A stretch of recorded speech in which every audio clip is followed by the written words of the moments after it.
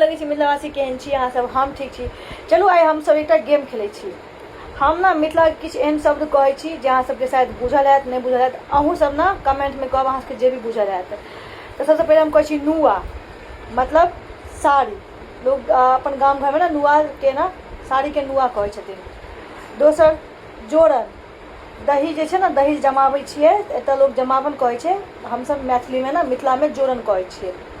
तेसर सोहारी यानी कि रोटी, सोहारी कहै छियै ओकरा हमसब। सब्जी मैथिली में ओकरा कहै छियै हमसब तरकारी तीमन। और एकटा और अहाँ सबके कहै छी नून, नमक के हमसब नून कहै छियै।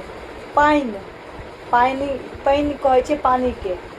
और खाना, खाना बना लेलहुँ ओतऽ हमसब कहै छियै मैथिली में खाना रन्हबै आब।